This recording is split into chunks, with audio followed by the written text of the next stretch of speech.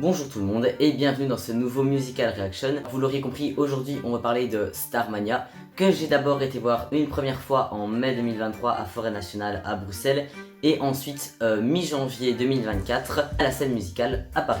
Alors Starmania, qu'est-ce que c'est? C'est une comédie musicale française qui date de 78 si je dis pas de bêtises, emblématique de Michel Berger et Luc Palmondo, avec au casting original rien de moins que France Gall et Daniel Balavoine comme deux personnages principaux. Dans le monde des comédies musicales, c'est une comédie musicale et même un opéra rock d'ailleurs, complètement emblématique dans le paysage français, bien que la version originale n'ait malheureusement jamais été filmée. Tout ce qu'on peut trouver c'est des vagues petites vidéos des archivina. Mais aujourd'hui on va parler du grand retour de Starmania qui a été en tournée pendant 2 ans, pratiquement si je dis pas de bêtises, ou en tout cas une grosse année. Mais avant toute chose, un petit résumé s'impose quand même. Starmania, de quoi ça parle? Alors c'est une histoire qui se passe dans le futur, un futur très pessimiste. On est transporté dans une ville qui s'appelle Monopolis et on va suivre tout un tas d'événements qui se passent dans cette ville. On a par exemple 0 janvier, le nouvel homme politique populaire qui se présente pour les élections, qui annonce un programme très... un petit peu de droite, hein, un tout petit peu, voilà. D'un autre côté, on a Johnny Roquefort, le leader d'une bande de racailles qui sème la terreur en ville. Et puis au milieu de tout ça, on a plein d'autres personnages, notamment Crystal, la présentatrice d'une célèbre émission nommée Starmania. Starmania qui est la chose qui va rassembler tous ces petits personnages.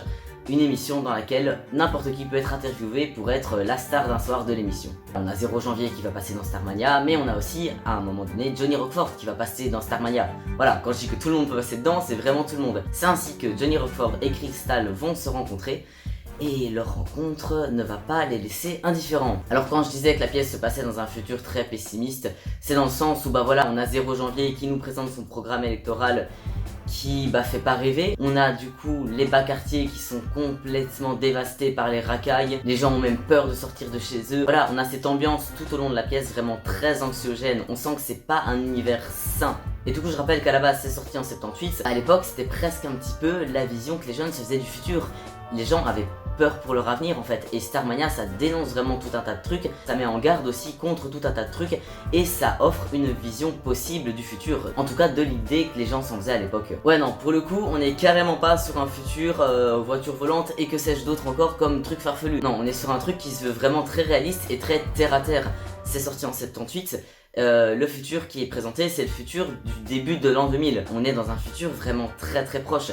Et ce qui est bien, c'est que comme on va pas très loin dans le futur et que les messages que la pièce nous fait passer, ce sont des messages intemporels, je veux dire, tout ce dont les gens avaient peur à l'époque, c'est des peurs qui sont pas propres forcément à cette époque-là. En fait, quand on y pense, c'est des peurs qui sont en chacun de nous, et à tout temps, les gens auront continuellement peur du futur et craindront pour l'avenir de leur pays ou de leur ville en fonction des divers événements qui peuvent se passer, qu'ils soient politiques, économiques, écologiques ou que sais-je encore. C'est comme ça partout et ça sera encore comme ça, ce qui fait que tous ces thèmes qui étaient abordés en 78, rejoués maintenant, ils sont totalement encore valables. On a juste décalé les époques, mais au final, Starmania, c'est une comédie musicale complètement intemporelle. Et c'est super pratique parce que du coup, la pièce peut totalement être actualisée sans qu'on doive changer le scénario ou les thèmes abordés. C'est fou parce que ce qui était dit il y a 30 ans, ça parle encore aux gens maintenant, et c'est pour moi vraiment ce qui fait toute la force de la pièce. Mais bon, sur ce, ne passons pas une introduction de 3 heures et allons directement dans le vif du sujet, la version du grand retour de Starmania, parce qu'il faut savoir que ça faisait pas mal de temps qu'elle avait plus été jouée en France, avec un tout nouveau casting et une toute nouvelle mise en scène. C'est parti. Je vais d'abord parler des chansons. Alors voilà, comme je t'ai dit, Starmania c'est un opéra rock. Ça t'envoie, mais ça pète pendant toute la pièce. Quand je dis ça pète, c'est pas forcément parce que ça va fort et que c'est rock et que machin. Non, il y a des chansons qui sont effectivement très rock et très violentes, mais il y en a d'autres qui sont vraiment très calmes et très émotives. Et dans tous les cas, ça pète toujours exactement comme ça doit péter. Quand c'est émotif, on te laisse sur cette ambiance émotive qui te saute à la gueule et te transmet vraiment les émotions du coup des personnages. Et ceci aussi bien sûr grâce à toutes les interprétations, parce qu'il faut savoir que les comédiens / chanteurs de la nouvelle version sont tous vraiment très bien castés, ils ont tous une voix de dingue, ils réinterprètent vraiment leurs chansons et leurs personnages de manière vraiment très juste. Personnellement, j'ai été vraiment convaincu par tout le monde, que ce soit au niveau performance vocale ou bien au niveau interprétation. Vraiment, j'ai absolument rien à dire. Et le point chanson pourrait tout simplement s'arrêter là, vu que globalement c'est les mêmes chansons qu'en 78 et que pour toutes les autres versions qui ont été faites d'ailleurs par la suite. Sauf qu'en fait, non, c'est pas exactement le cas. Effectivement, toutes les chansons originales se retrouvent dans cette nouvelle version, mais par contre, la grande nouveauté, c'est qu'il y a l'ajout d'un nouveau personnage sur lequel je m'attarderai un peu plus en détail. Petite rectification, non, c'est pas un nouveau personnage, il était présent dans la version jouée en 79 d'ailleurs, pas 78, mais le fait est qu'il a totalement été enlevé de la plupart des versions filmées qui ont suivi, dont la version de Starmania que j'ai vue à l'époque. C'est pour ça que je ne connaissais pas le personnage à l'époque, mais c'est bien un personnage original. Et j'ai réussi à retrouver les chansons de ce fameux personnage dans l'album original. Du coup, est-ce qu'on peut vraiment dire que ce sont des nouvelles chansons? Pas vraiment, en tout cas au niveau du texte, parce qu'au niveau du rythme et de la mélodie, les chansons n'ont vraiment plus rien à voir, et à ce niveau-là, je considère quand même qu'elles sont nouvelles, sachant que le personnage avait été totalement éclipsé dernièrement, donc là c'est vraiment un grand retour. Et du coup, ce nouveau personnage a des nouvelles chansons. Maintenant, passons aux costumes qui étaient aussi globalement tous très bien. On avait quelques petites références aux costumes originaux. Par exemple, la robe dorée que porte Crystal, la présentatrice, à un moment dans la pièce, fait complètement référence à la tenue dorée que portait à l'époque France Gall. D'ailleurs, en parlant de France Gall, je fais un petit aparté. À un moment dans la pièce, il y avait une chanson qui était chantée par France Gall directement, dans le sens où il y avait son hologramme qui était projeté sur scène. Mais on avait vraiment l'impression qu'elle était là, que c'était pas un hologramme. Et waouh, c'était vachement émouvant de voir France Gall comme ça, d'un coup chanter sur scène. Oui, j'aurais pu parler de ça dans le point chanson ou même dans le point mise en scène, mais c'est vraiment un petit truc à part qui s'intègre pas vraiment dans le reste de ce que je vais dire, donc voilà, tant qu'on était sur France Gall. Et sinon, à part ça, faut savoir que toutes les tenues n'ont vraiment absolument rien à voir avec les designs originaux. Forcément, vu que là, la pièce se passe à l'heure actuelle, les tenues ont été adaptées. Je veux dire, les tenues des années 70 là, ça puait vraiment les années 70. Voir ça maintenant, on aurait senti qu'ils auraient voulu faire dans le vintage. Là, c'était pas du tout le cas. Tous les costumes étaient très, je dirais, post-moderne, dans le sens où futuriste est peut-être un bien grand mot, mais on sentait que c'était comme une évolution de la mode un petit peu actuelle. Par exemple, 0 janvier, donc notre homme politique, il était en costard, mais plutôt que d'être costard-cravate comme on peut s'imaginer, il avait un moment, son veston c'était une sorte de kimono, qui se nouait sur le côté. Il avait pas une chemise, il avait un t-shirt un petit peu moulant avec un col montant, blanc, très élégant. Donc voilà, on est sur une élégance pas classique et pas forcément giga futuriste, on est sur un truc assez moderne. Et voilà, c'était pareil pour un peu tous les costumes. Par exemple, les robes de présentatrice de Crystal qui sont un petit peu extravagantes, parce qu'en tant que présentatrice d'une émission qui est vraiment un gros truc, forcément elle a des robes un petit peu pas conventionnelles. Là on s'imagine une robe un petit peu originale pour faire le show d'une émission actuellement. Les robes de Crystal étaient quand même un petit peu plus extravagantes pour notre époque en tout cas, mais vraiment sans que ce soit too much. C'est la Spotlight, une chanteuse en fin de carrière qui à un moment porte une sorte de robe légère en dessous de laquelle elle a une combinaison intégrale très moulante qui colle à sa peau, qu'elle porte à un moment comme vêtement d'intérieur, on peut dire ça comme ça. Encore une fois, rien de bien choquant pour notre époque, mais c'est pas pour autant que c'est super commun de voir quelqu'un se balader comme ça. Idem pour la bande de Johnny Rockford, on a des trucs qui font un petit peu racaille, mais avec des couleurs un peu plus vives, des trucs qui pètent un petit peu plus, c'est un peu moins conventionnel. D'ailleurs, il y a le livret derrière moi, il est temps qu'il serve à quelque chose plus qu'à faire de la déco. Il y a certainement des images des costumes dedans. Voilà, ici par exemple, on a une des fameuses robes de Crystal. C'est un côté très Paco Rabanne, créateur, avec une vision déjà un petit peu futuriste de la mode, qui utilisait beaucoup des matières très peu conventionnelles pour des vêtements. Voilà, ici on a la team des racailles, donc Johnny Rockford, comme vous pouvez le voir, c'est pas spécialement choquant, mais c'est un peu plus extravagant que des tenues de racailles classiques. Et ici juste en dessous, on a notre cher ami Sadia. C'est bien de connaître le nom des persos. On a notre cher ami Sadia, pareil, le genre de tenue qui ça fait un peu bikeuse, mais il y a un petit côté quand même un peu futuriste sans que ça fasse retour vers le futur non plus. La fameuse robe dorée de Crystal dont j'ai parlé plus tôt, qui fait référence à la tenue de France Gall dont je parlais, qui est ici aussi, vous voyez en doré. Ici on a 0 janvier, voilà la tenue à laquelle je faisais référence tout à l'heure. Enfin voilà, vous avez compris un petit peu le mood, des très bons costumes qu'on pourrait tout à fait porter dans la vie de tous les jours en étant juste incroyablement stylé et à la limite un petit peu en avance sur notre temps. Et encore, ça dépend des persos, on est vraiment très ancré dans la réalité, comme en 78. Même si en 78, ils se sont un peu plus laissés aller sur les costumes. ou alors c'était juste dans la mode des années 70. Ouais, bon. Mais assez parlé des costumes, il est temps de parler de la mise en scène. Comme d'hab, le truc le plus grandiose de la pièce, cette fameuse mise en scène. Je vais d'abord parler de la mise en scène de manière très générale, dans sa globalité, avant de m'attarder sur les détails. Il y a deux trucs qui m'ont vraiment marqué. C'est, je vais vous le montrer plutôt que d'essayer de l'expliquer, parce que c'est impossible. C'est ce truc-là. Voilà, je vous laisse un petit peu admirer la chose. Alors ce truc-là, qu'est-ce que c'est? C'est... Oups.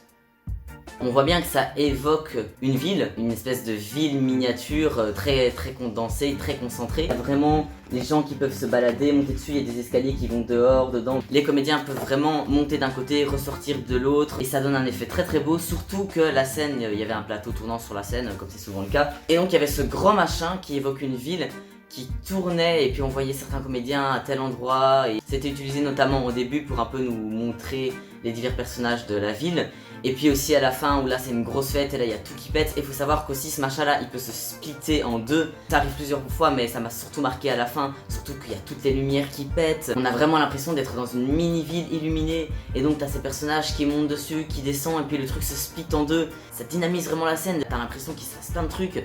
Alors qu'au final, c'est juste le machin qui s'est séparé en deux. Mais ça le fait tellement, c'est juste un décor, mais ce décor est tout simplement tellement ingénieux que pour moi, il carie vraiment toute la mise en scène de la pièce. Bon, j'exagère, hein, parce qu'il y a eu plein de trucs qui n'utilisaient pas ce machin-là, qui pétaient clairement. Mais ce truc-là, c'était une valeur ajoutée de dingue. Ça fait vraiment, pour moi, c'est vraiment l'emblème du nouveau Starmania, clairement. Il y a un autre élément de mise en scène que j'ai particulièrement aimé. Pour ça, il faut que je parle de Roger Roger.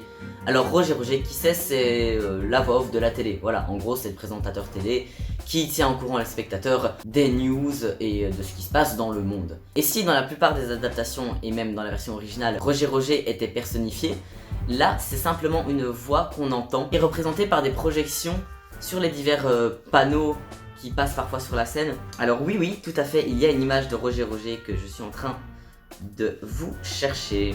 Le voici, notre cher Roger Roger. Alors quand il parle, on a ce petit machin là qui bouge au rythme de sa voix et qui fait divers effets très graphiques, très sympa, qui dynamise un peu le truc. Mais c'est pas tant Roger Roger que j'apprécie, c'est tout ce qu'il y a à côté. Donc toujours dans la projection, ce qu'il faut savoir, c'est que quand Roger Roger nous parle des news, il n'y a pas juste cette petite poussière d'étoiles que je vous ai montré qui est juste là à bouger au son de sa voix, non. On a toujours dans un côté très graphique des lignes qui passent à l'écran et puis qui se transforment pour faire d'autres choses, j'explique très mal. Enfin, vous avez sûrement déjà vu ce genre de truc, que ce soit dans des génériques de reportages ou des trucs comme ça, où on voit par exemple des lignes qui arrivent et puis pouf, qui se transforment en triangle et puis qui font des machins et des trucs, voilà. Ben du coup, on avait des trucs comme ça, mais qui à chaque fois faisaient référence à ce qui était en train d'être dit sans que ce soit giga obvious. Par exemple, à un moment, il parle de bombe atomique ou bombe nucléaire, et à ce moment-là, on nous montre pas une bombe nucléaire telle quelle. Non, on a une courbe lumineuse blanche qui arrive comme un croissant de lune à l'envers, qui évoque une bombe qui a explosé vue de loin. Quand il parle de 0 janvier, qui veut construire des gratte-ciels, là on a toutes des espèces de lignes verticales qui arrivent, qui évoquent clairement des buildings. Et voilà, et franchement, des exemples, je pourrais en citer tellement parce qu'à chaque mot qu'il dit, l'image se transforme et fluidement crée de nouvelles formes qui évoquent ce qui est en train d'être dit, et je trouve ça super satisfaisant à regarder, c'est juste trop beau. Et ça va aussi très bien avec l'esthétique de la pièce. Je veux dire, on sait tous que maintenant il y a tout qui tend vers l'épuré, le simple, le très graphique en fait. Et bien tout ça, ça reprend exactement cette esthétique vers laquelle notre monde est en train d'aller. C'est juste parfait. Les gars qui ont monté tout ce truc là, GG à eux, ils sont pas assez félicités, mais le gars qui a fait le montage du machin de Roger Roger, c'est juste trop bien, parce qu'il parle beaucoup et il y a tout qui va très vite, mais c'est... Puis ça va vite et puis ça reste plus lent à certains moments et... Ah bref, je vais arrêter de m'extasier là-dessus et continuer à parler de la mise en scène de manière générale, mais ce truc là, trop bien. Un autre truc qui était très fortement utilisé dans la pièce, c'était les projecteurs. Alors là, les jeux de lumière étaient d'une importance dingue. Ils jouaient énormément avec des projecteurs et waouh. Les projecteurs dans cette version de Starmania, on n'a pas 10 pauvres spots au-dessus, et encore 10 ça peut être beaucoup. Là on avait des spots au-dessus, sur les côtés, en dessous, oui, il y avait des spots qui sortaient du sol à certains moments. Et si c'était impressionnant quand je l'ai vu à Paris, ça l'était encore plus quand je l'ai vu la première fois à Forêt Nationale. Faut savoir que Forêt Nationale, même si c'est une salle qui a une réverb de merde et un son de merde, c'est une salle immense, et qui dit salle immense dit scène immense. Enfin... pas forcément. J'ai été voir Till Lindemann à Bercy l'autre jour. Alors l'Accor Arena, ça a beau être immense, la scène elle est toute petite. je ne comprends pas pourquoi. Et du coup, vu que la scène de forêt est immense, des spots au sol, mais il y en avait tellement, au moins 2 fois plus qu'en France. C'était une dinguerie. Ce qui fait que les jeux de lumière qui te créent, ça te met dans une ambiance de ouf. Parfois on avait vraiment ces lignes qui formaient presque un tableau sur la scène alors que c'était juste des lumières. Et quand je parle de ça, je pense quand même à une scène en particulier, même si ce jeu de spot était globalement utilisé dans toute la pièce. On avait souvent les petits spots au sol qui sortaient du sol pour faire une petite chorégraphie en même temps que la chanson, c'était assez mignon en fait. Mais la scène à laquelle je pense principalement, c'est le blues du businessman, la fameuse chanson de 0 janvier. Si, vous connaissez tous cette chanson. Si je vous dis j'aurais voulu être un artiste, ça vous dit quelque chose ? Eh ben ouais, le titre de cette chanson, c'est pas J'aurais voulu être un artiste, c'est le blues du businessman et c'est à la base une chanson de Starmania. Si pour les fans de comédie musicale ça peut paraître évident, il y en a d'autres, je suis sûr que je leur ai appris un truc. Bref, revenons-en à la mise en scène. Donc quand 0 janvier commence, il est avec Stella Spotlight en train de se faire interviewer. Et puis au plus ça va, au plus on a 0 janvier qui part un peu dans ses délires et dans ses discours. Et à ce moment-là, il est vraiment dans son monde et il y a tout qui disparaît autour de lui. Littéralement, parce que du coup on a vraiment Stella, non pas Stella, Crystal, Stella Spotlight c'est quelqu'un d'autre. Non, Crystal, la présentatrice de Starmania. Waouh.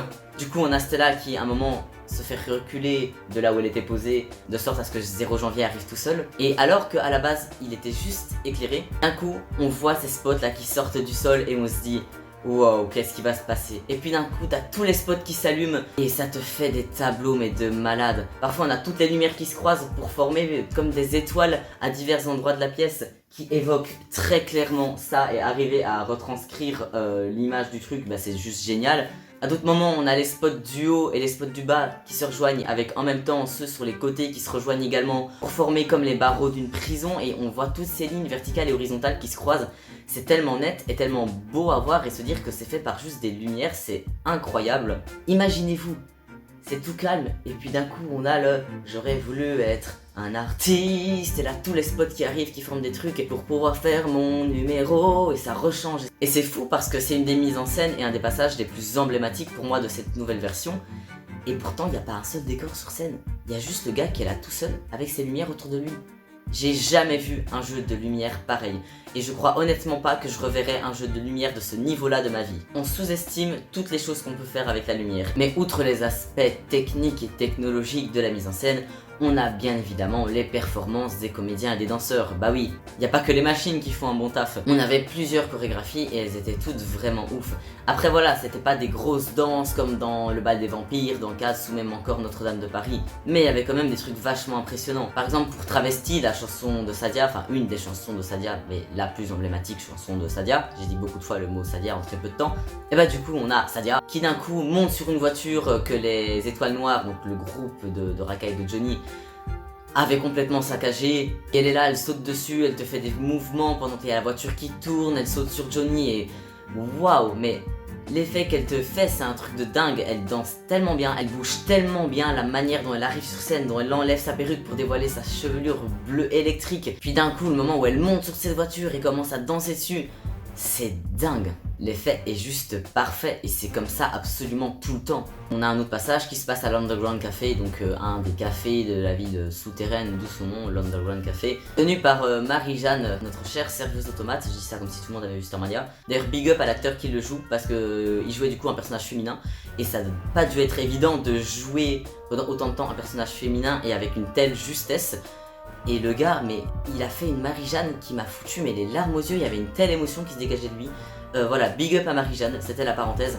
Mais du coup, c'est un passage où on a cette fameuse Marie-Jeanne et son grand ami Ziggy, un gars super ambitieux qui a qu'un seul rêve, c'est passer dans Starmania. Il veut être célèbre, il veut être danseur, batteur, rocker, chanteur. Ouais, Ziggy veut être beaucoup de choses. Pourquoi je dis ça? Parce qu'on a la chanson de Ziggy où il raconte qu'il veut passer dans Starmania, et qu'il raconte que sa vie est super intéressante et qu'il a plein de projets et plein d'ambitions. Et bah cette chanson, elle est adaptée, enfin pas vraiment adaptée, mais les paroles sont changées d'une année à l'autre et d'une représentation à l'autre, enfin d'une adaptation à l'autre surtout. Donc il raconte que quand il était petit, il prenait des cours de ballet, mais que son vrai rêve c'est, et parfois il dit « je veux être un chanteur de rock », ou à un autre moment il dit « je veux être un batteur de rock », et je crois que la version originale c'est chanteur de rock, à force d'entendre tellement de versions je sais même plus. Et là du coup c'était je veux être un danseur de rock qui nous a fait pour la version de 2023-2024. Et je sais pas, je trouve ça cool de changer un peu le truc, de donner comme ça tête plein d'ambition à Ziggy. Mais bon, revenons à la mise en scène, arrêtons de digresser sur mille et une choses. On a d'abord Ziggy qui nous parle de sa vie tout seul, puis d'un coup il y a un autre danseur qui arrive sur scène avec la même coupe de cheveux et les mêmes fringues que lui, puis un autre, puis encore un autre. Et puis à la fin on a plein de Ziggy, il faut savoir que c'est une chanson très très entraînante. Et puis on a un qui bouge et puis l'autre et puis ils bougent tous en même temps. Et ça nous fait une danse avec tout plein de Ziggy là qui font tout un truc. Et puis il y a un moment où on sort complètement de l'Underground Café. Ils vont tous sur le devant de la scène et ils s'alignent. Et puis à un moment ils se reculent les uns les autres comme en pyramide pour se redisperser sur la scène. Certains sur des escaliers, d'autres en bas, d'autres sur des télés. Parce qu'il faut savoir qu'il y avait...